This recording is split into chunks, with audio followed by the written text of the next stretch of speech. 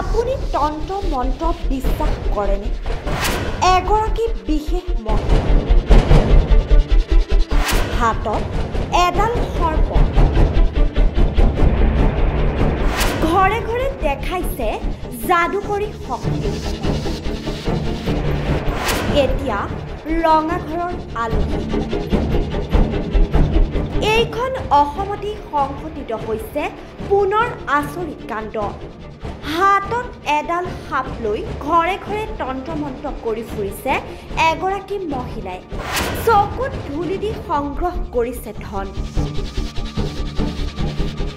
এই ঘটনা মৰিগাঁও সদৰ থানাৰ অন্তৰ্গত বাখৰবৰীত এগৰাকী হিন্দীভাষী মহিলাই হাতত এটা বিষাক্ত সাপ লৈ ঘূৰি থকাৰ লগতে ঘৰে ঘৰে সোমাই তন্ত্ৰমন্ত্ৰ কৰি তাবিজ বেচি ধন সংগ্ৰহ কৰি আছিল।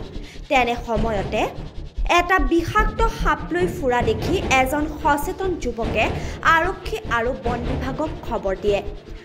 আৰক্ষী অহালৈ মহিলাগৰাকীক আবদ্ধ কৰি ৰাখিবলৈ চেষ্টা কৰা যুৱকজনক এখন চুৰিৰে আক্ৰমণ কৰি মহিলাগৰাকী পলায়ন কৰে যদিও আৰক্ষী আৰু বন বিভাগে উদৰি আৰু গছৰগুৰি গাঁৱৰ মাজ ৰাস্তাত মহিলাগৰাকীক কৰায়ত্ব কৰিবলৈ সক্ষম হয়। এতিয়াও এইখন অসমত চলি আছে এনেধৰণৰ ঘটনা। এতিয়াও চলি আছে বেজবেজালি। এনেবোৰ ঘটনাৰ ফলতেই যেন বিশৃংখল হৈ পৰিছে আমাৰ সমাজ ব্যৱস্থা। মৰিগাঁৱৰ পৰা ৰাহুল ডেকা ৰিপৰ্ট, PB সংবাদ।